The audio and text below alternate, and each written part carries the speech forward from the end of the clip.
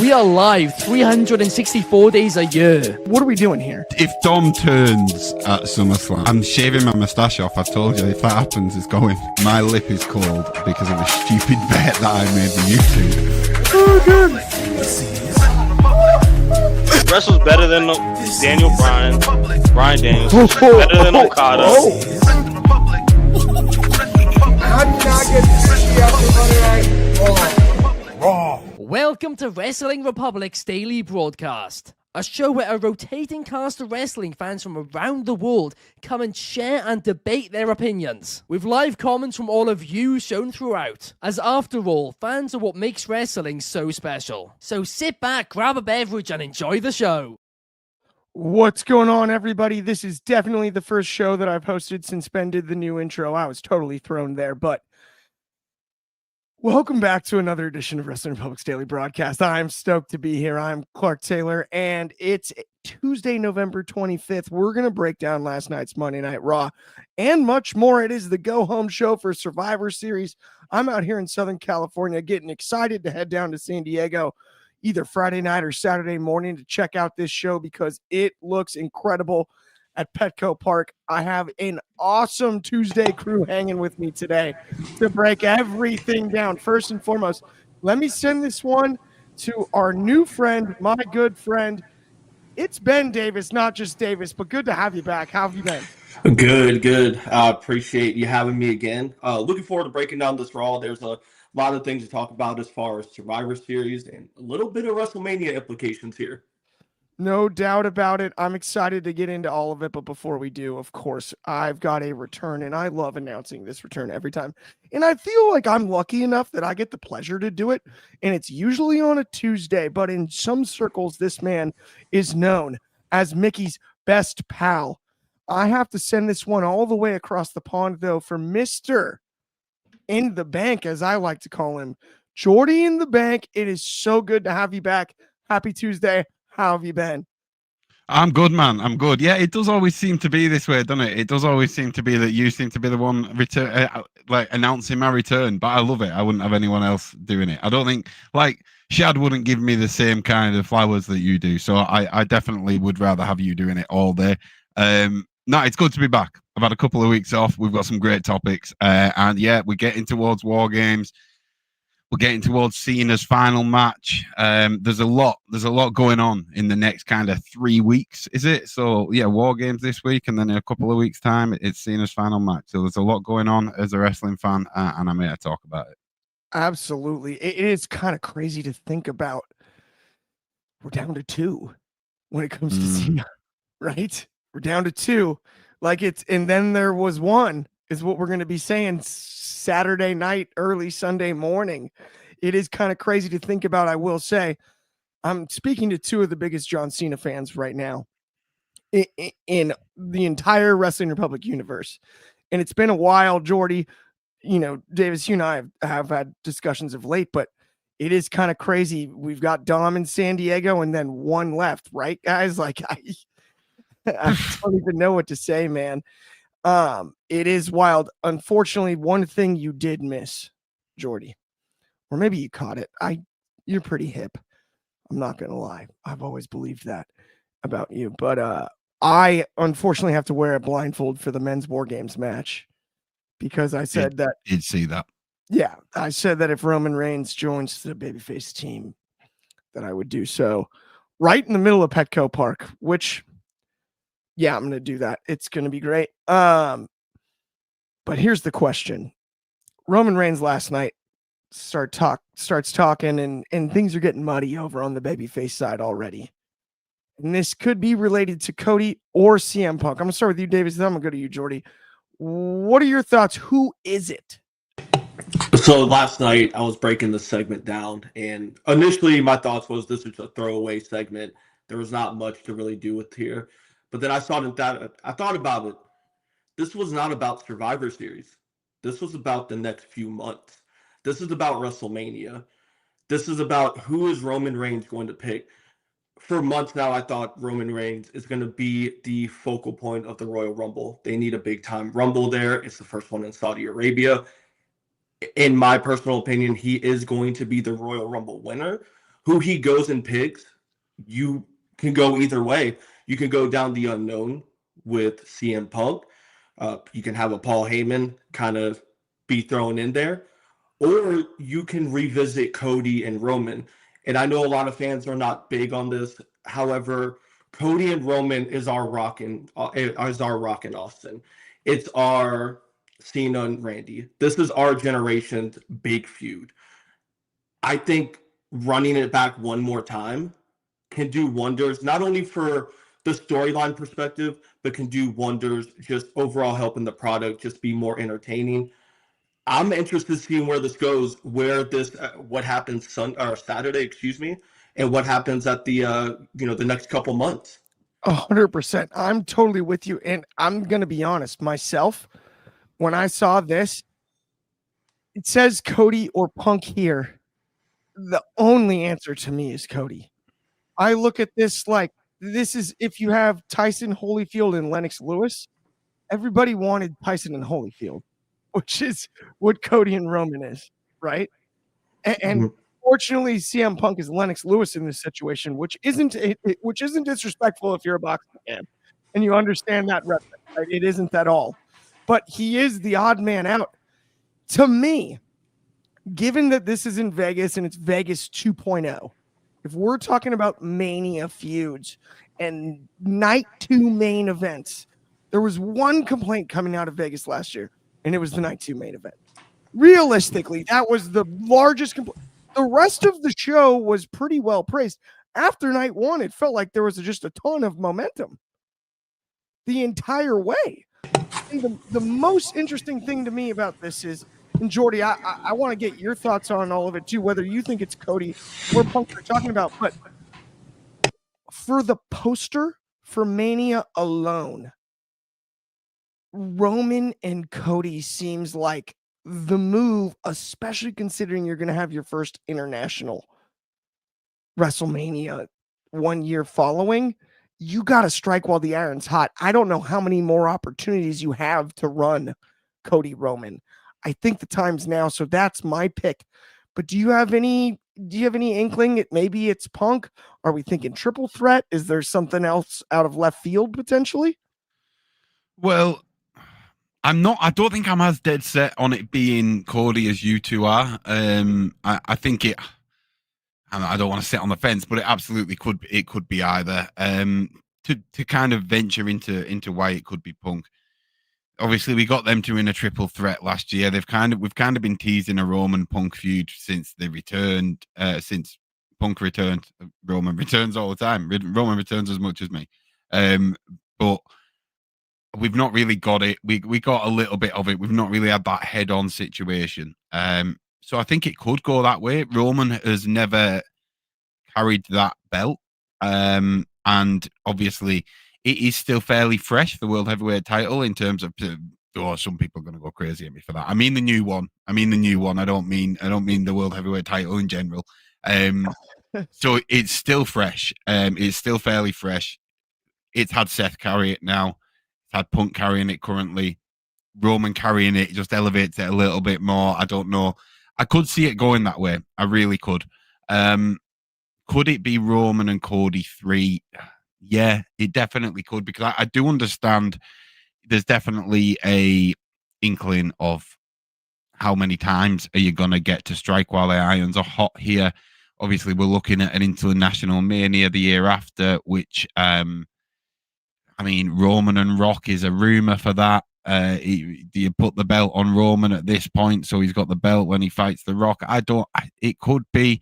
Could Roman defeating Cody and going 2-1 over him, could that be the final straw that's going to turn Cody and put him on a heel run? It could be again. My only thing is right now, who's the heel in Cody versus Roman? Because I do believe Cody would get booed if he's going up against Roman. It's not the same as it was when he went to finish the story. People have changed the tune. Roman started getting cheered the night before he actually lost his belt, when he inducted Paul into the Hall of Fame ceremony. That was when he turned face in my eyes. Obviously, he lost the belt a couple of nights after, and then I think the night after, people were chanting "Thank you, Roman," and at that point, if Roman had gone up against Cody again, he's not getting booed. So, yeah, it does. I'm intrigued by it. I really am intrigued by it. Which way we're gonna go? We've seen on the poster Brock's probably going to be in the other match, right? Or is it going to be a fatal four-way? Right. Cody could lose that belt before we even get to Mania. You brought up one of the most interesting points that I haven't heard anyone else mention, which is who is going to be the heel in Cody Roman at Mania. That, I'm sorry, like, because you brought up so many great things. I love how you broke that down, Jordy.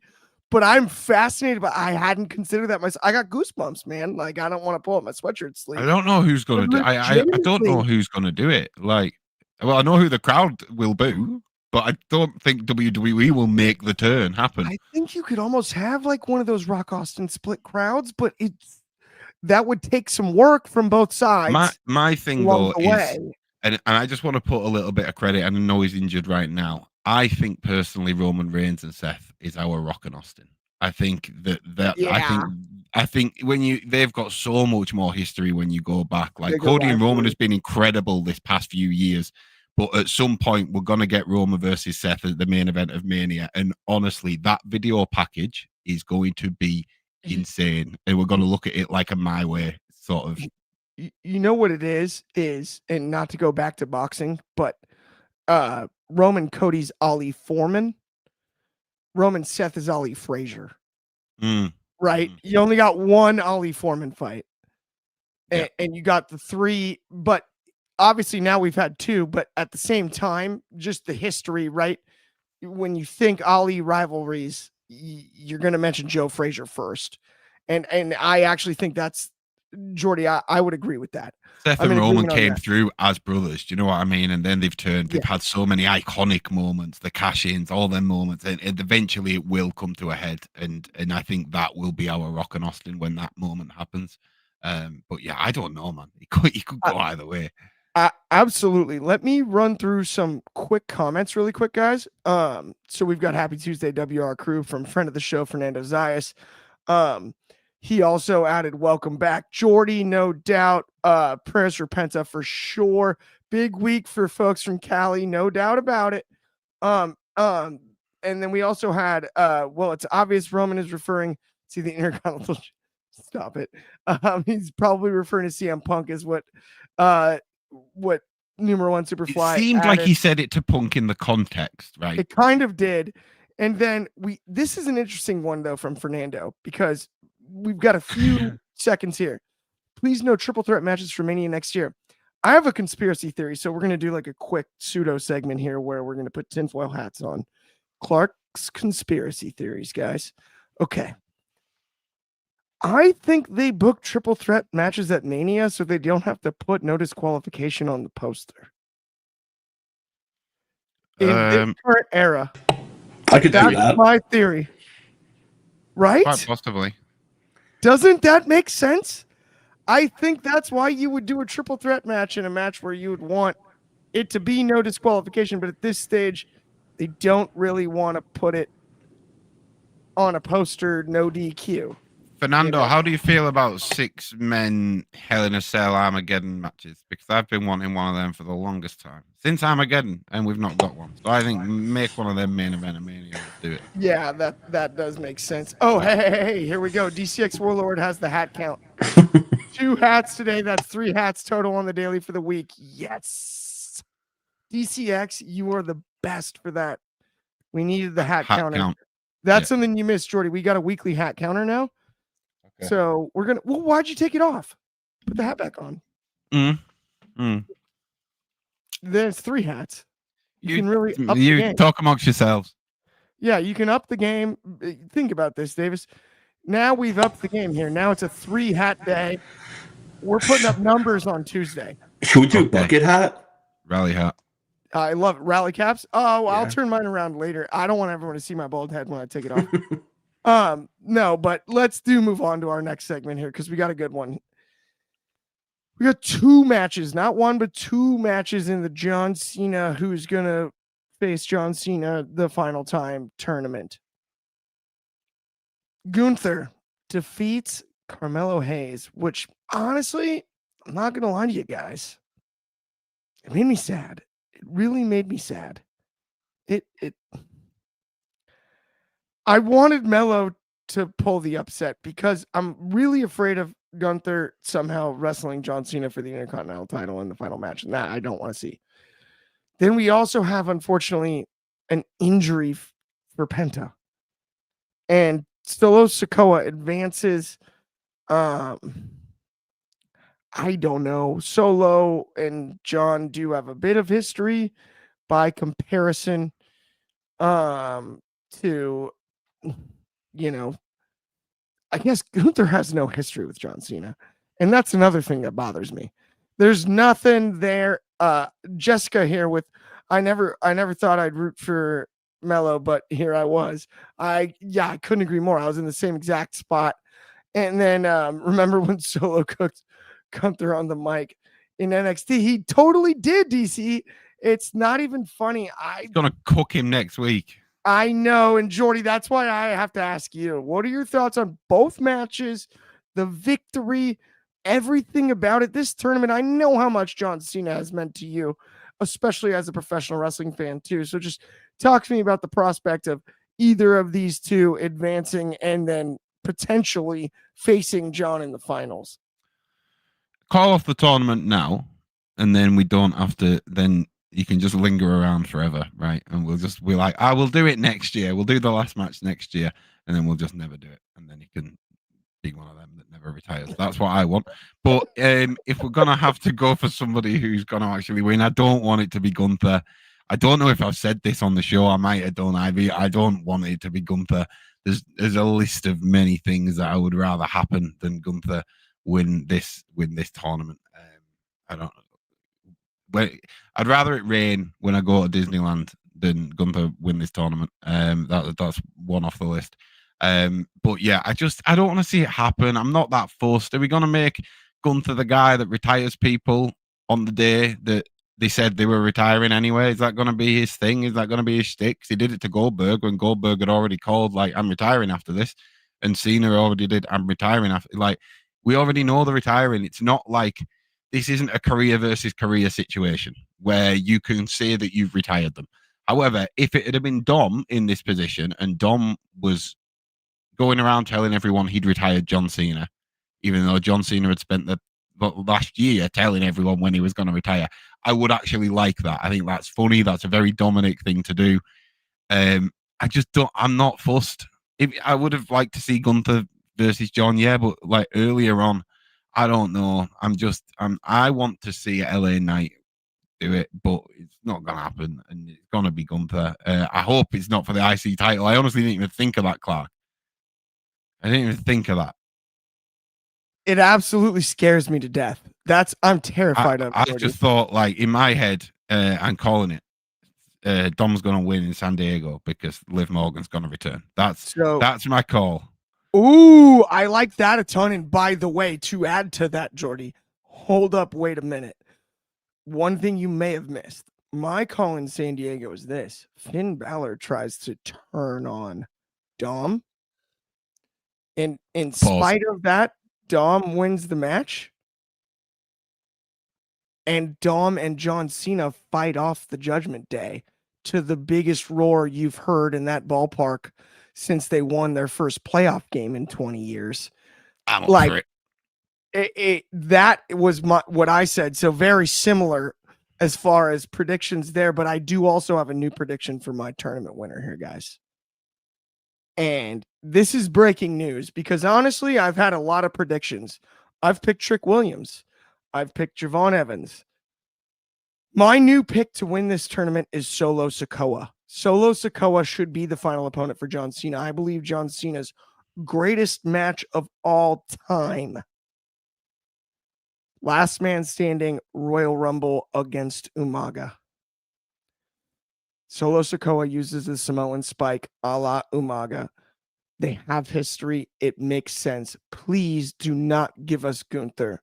I would absolutely be so frustrated if it's Gunther retires Cena and Goldberg in the same year and they make him the retirement guy. Because you know what I don't want to see John Cena do at Saturday Night's Main Event in his final match is get chopped 9 million times or get stuck in a Boston Crab for a minute and a half. We only have so much time on Saturday night's main event for John Cena's final match. And I want it to be against somebody he can have a knockdown, drag out classic with. Leave it all in the ring. I don't believe it's possible against somebody like Gunther that he can leave it all in the ring, because that match will be as much about Gunther the way it will be wrestled as it is about John Cena. Unless we're going to see Super Cena and 5 Moves of Doom and he's going to retire as the Intercontinental Champion, it makes no sense in the world to me. Please don't do that. Please tell me it's a tease and give us Solo Sikoa, but I want to get you guys' thoughts on that real quick.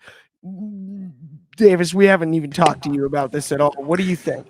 I hate Gunther. He's overrated. He's an overrated. He does not deserve this. If we look at the year Gunther has had, he tapped out the Jey Uso to his own move at WrestleMania. He went and feuded with the commentator who's no longer even on TV anymore. And he went and lost to CM Punk. Then we didn't hear from him. At what point do we have to rebuild Gunther to be an actual credible threat? Because retiring Cena is not going to be it. He's got his music back though, Davis. So that means he's automatically threatening again. Also, they need to cut that off before it gets all happy. By the way, like that music changes about a minute and a half, 2 minutes in, it does. It's all of a sudden you feel like you're in a summer's meadow. It's not quite as intimidating anymore. You're so right. It goes from intimidating to like too nice. Yeah. Oh my gosh, I didn't even think of that. Also, Jordy. one last thing on this Gunther thing. No, please. Talking in sports sense, like I'm not impressed by Gunther's run in this tournament. Like, I don't want to call it an easy draw because I don't want to be harsh to Javon. I don't want to be harsh to Melo. But look, the rookies in the game compared to a Gunther, right? Like Melo's on his first year on the main roster. Javon's not even there yet. And I'm supposed to be impressed that Gunther, an ex-world champion and longest reigning IC champion, has beaten them. Wow. Like, I'm a shocked. Like, do you know what I mean? Like, I would rather have them done one of the surprises come back, like a Dolph Ziggler or Gunther chopped down a Zack Ryder. Sorry, Matt. But I would rather have seen that, because then it's like he's really here to spoil the party. He's not playing games. He's like, I don't care if Zack Ryder's back. I don't care. Woo, nothing. I'm going to chop him down. I'm going to beat him. I'm here to spoil the party and spoil Cena's farewell. Like, I would understand that. Putting him against Javon and Carmelo, yeah, they're good matches, but the rookies, right?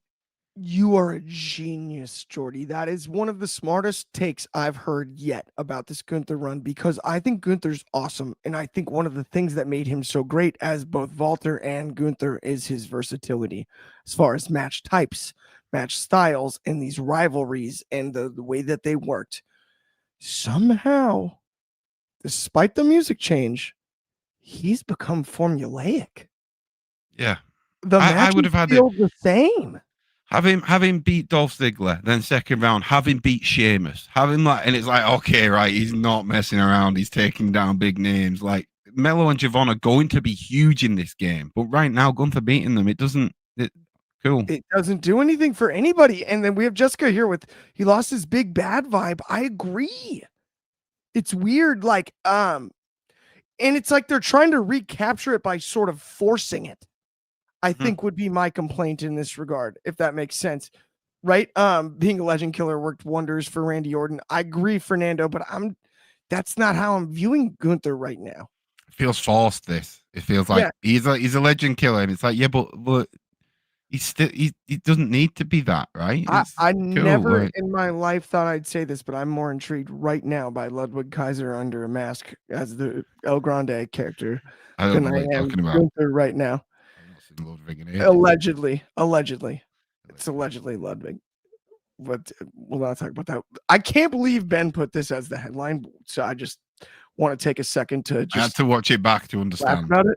Is Becky doing a parody of Donald Trump? I'll say this: post-election loss, yeah, that was there was some similarities outside of the hair, the color of the hair is not the exact same. Let's be honest with ourselves. Like, it's close, but it's not Her hair matches his skin. Yeah, it's not. Yeah, that's the best comparison that we can find here. Now, Davis, I got to ask you about this one because Becky Lynch, I think, is one of the best promos in the business.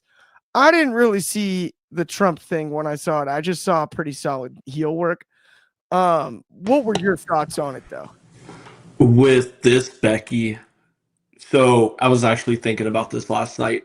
If you had me pick the best women wrestler out of all of wrestling, it would be 1A and 1B. And they are two that have not been world champions this year. That's in Mercedes Moné and Becky Lynch. We'll stick to the Becky topic here. Her work last night was an A++. She made everybody in the ring look amazing. She got the facial features of Lash Legend, Nia Jax, the Kabuki Warriors. She was able to make them look like stars without indirectly talking to them or really even mentioning them. As far as her whole work goes, she's been all on social media, just making this thing all gold. This might, in my opinion, might lead to a face turn. The fans love a good person who just chases and just defies authority. This might be a very similar Becky turn to where it was back in 2018, where they may be forced to turn her face. I'm excited to where this goes in War Games, not only just for Becky Lynch, just for the rest of the women, and see where this actually goes with AJ Lee and Becky Lynch. Do we get this at Saturday night's main event, or do you think we take this all the way to WrestleMania? There's a lot of options on the table here. 100%. And one thing I will also add, I love that you mentioned Becky in the face turn part. I do think down the road, we're looking at a scenario where the timing could be perfect. And in my eyes, Seth Rollins is a professional athlete. Like in every sense of the word, the guy's recovered from injuries multiple times. If he can get back by freaking Mania, man, and you have the man, Becky Lynch, and it's the man and her man somehow, and you have the baby, that could be one of the most electric pops, no matter who the tag team is, the mixed tag team is on the opposite side. And I know everybody's brain logically goes to Punk and AJ. I don't necessarily think they're turning heel anytime soon, but there are other options. And if you can lead to one of those, I think that could be something really special. For now, though, I got to give Becky Lynch credit. Big Time Bex was a flop. I thought it was, right? Like genuinely, I did not think it was the best. I do not want another man's man shirt. Oh, buy it, DCX. No one's forcing you, bro. No, don't worry about it. But honestly, they probably sell a bazillion of them. I'm just saying. But no, for me, the Becky Trump thing, I think this is the best heel work of her career. I didn't think Big Time Bex was that great. I think she learned her lesson, and what she's done this time is what Conor McGregor couldn't do. I feel like a broken record. I've said that like 5 times in the last week. But truthfully, like what Conor McGregor had the chance to do was be the most polarizing figure in all of combat sports. Becky can just do that on a dime now. She figured out how to sustain it and be consistent. And so like even the idea of was she doing a Trump impression is absolute gold. I don't know, Jordy, what are your thoughts on that? What are your thoughts on this Becky run in general? I mean, also Maxine Dupree still looks excellent. She beat Becky Lynch. Maxine Dupree is excellent, is why she looks excellent. If we want to talk about Maxine for a quick second, she is going to be a fantastic champion, and I'm really intrigued with the Natalia kind of tease that they did last night, because like everyone's wanting to see this kind of darker version of Natty in WWE. Could be a perfect time to see it. But about Becky, yeah, no, she's one of the best in the game. Not just us that say it as well, right? No, like other people say it. She really is. She's elevated Maxine to a level. Credit to Maxine as well. I am intrigued to see her in a match with somebody that isn't Becky Lynch. I just don't see her turning face as long as she's feuding with AJ Lee is the problem. I think for the next 12 months, AJ Lee isn't turning heel, and I think it'll be really difficult to, even if she turned heel, people would still cheer her, so there's no point in trying it right now. So I don't think Becky will turn face until she's kind of out of the AJ Lee stratosphere. But I think you're absolutely right in the sense of like, she's so good at what she does. She can just flip, be heel, be face. She just needs a bit of time off, and then she can come back being the other one. And it's just fantastic to have that kind of a talent that can not only look great, elevate titles, and elevate everyone that's around her. Like you want to keep someone like that around the business for as long as possible, way after they've retired, you know. Absolutely. I'm 100% with you. And I love this, by the way. This is a raid here. We've got monster shout out there to Takes, a good friend Cam of ours. Thank you for the raid, it might be Takes. Always. We love you guys. The best. Thank you for tuning in. But let's get into the main event, my friends. Because Jordy, we could have probably talked about that the rest of the day, but the three of us ought to break this one down because Logan Paul, and I don't understand how they're not calling him and Paul Heyman the Paul and Paul connection. I mean, obviously they clicked on Impulsive. I mean, they're pulling their way around. Impulsive is just a good name for a faction as well. You know, it's ridiculous. Pains me to say it. Yeah, this isn't the Vision. This is Paul Vision. You know, it's Paul Vision is what they should call it. Oh my goodness, that's excellent too, by the way. Speaking of excellence, but we've got Logan and Drew McIntyre defeating the Usos, and I hate that they did this to my good buddy Big Jim. It just bothers me. Why Big Jim? Always Big Jim, man. It's always Big Jim now. Why? Time to make him feel like Medium Jim. He's the best one. Yeah, they're trying to make a medium Jim. They put him in a dryer. It's bogus. I hope he stands out at War Games. I can't wait to see him in San Diego. But, Davis, I'm asking you about this one first. We get the victory from Logan and McIntyre. Advantage the heels over here at Survivor Series. First off, can we talk about the biggest false finish in WWE and their credits? Every time the credits appear and something happens. No, but with Logan and Drew, very similar to last year. I don't think it really makes a difference. I think the story really is just get all the stars involved, right? Logan did look good with getting the win. Drew looked good. The Usos looked good. Everybody came out of this healthy. That's especially with Penta. Unfortunately, he did get banged up earlier in the night. That's something that was in the back of my head, was hoping everybody stays just injury-free. When Brock came out, the slip, I feel like the whole show felt, besides the opening credits, felt a little off, and it felt like we just kept getting away from how serious this match was. When that happened, I was like, okay, this is an all-star showcase. At this point, it's a house show, War Games. Let's just enjoy it for what it is, and let's hope it builds to something. I don't know where they go from here other than building for WrestleMania. I just can't see, do you give Drew another shot at Cody?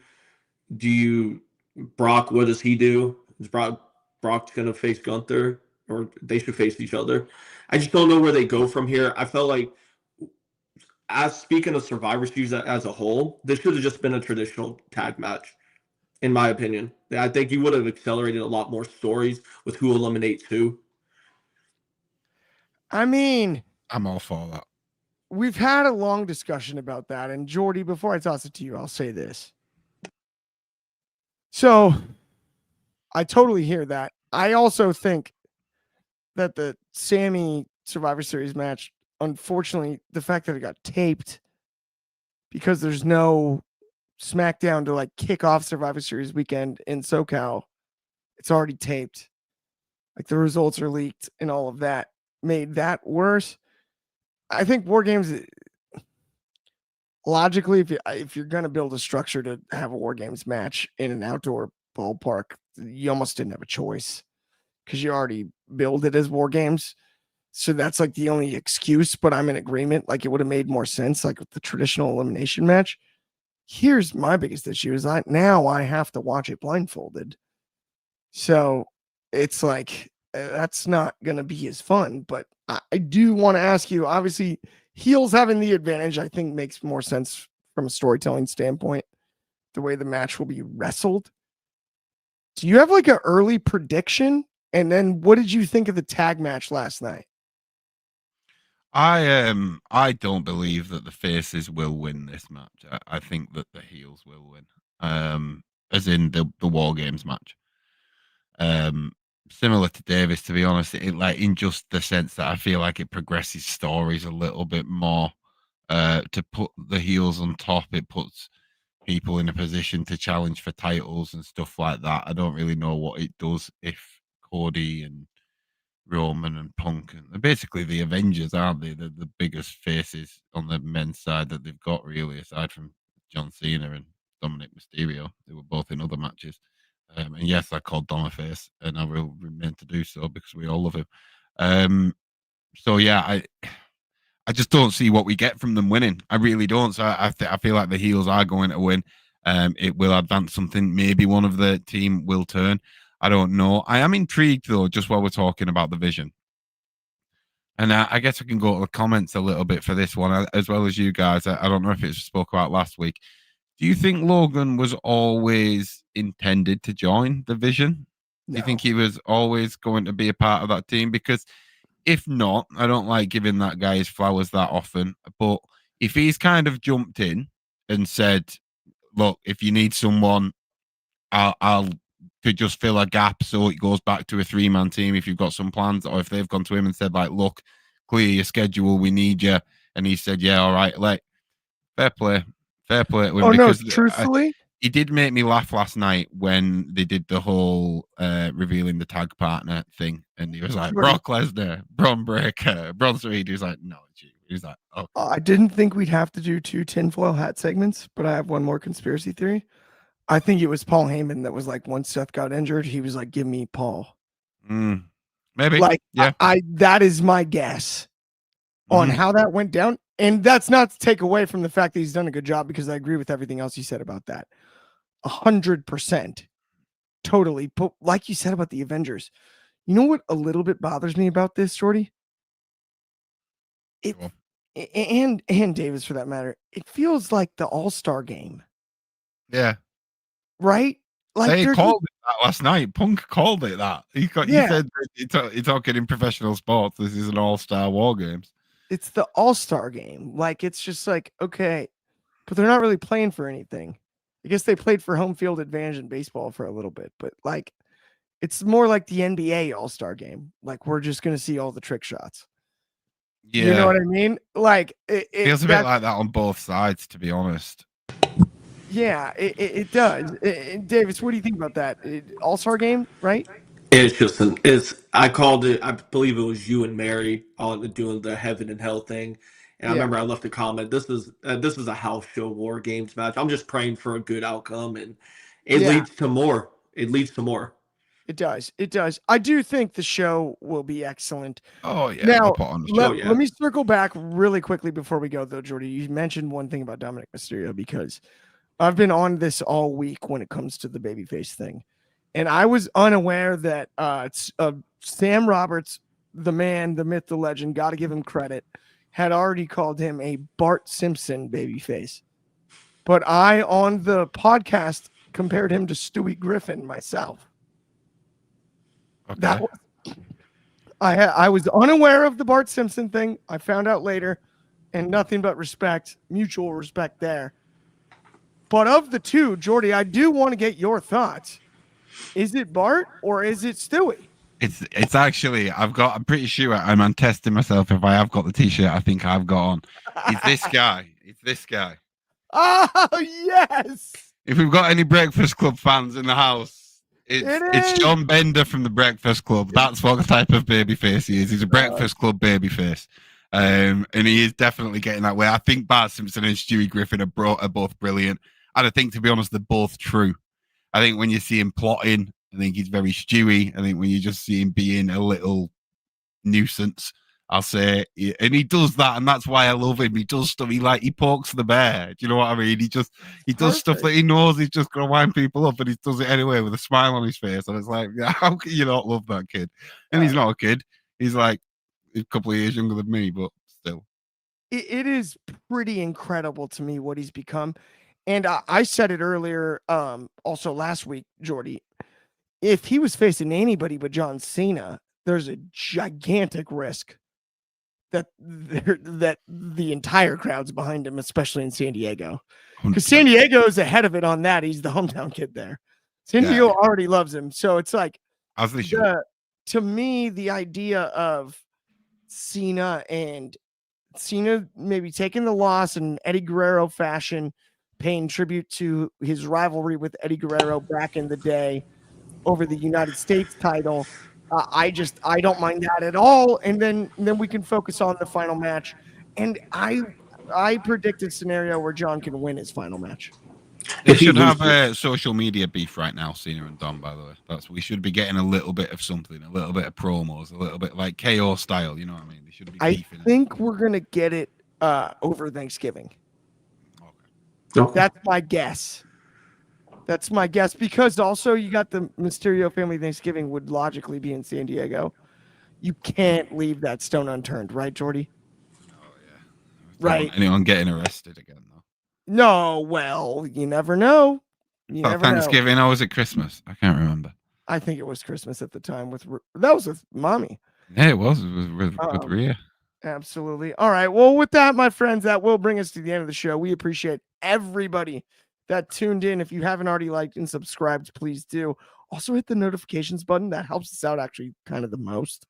So that I know it's an odd request, but thanks so much if you can.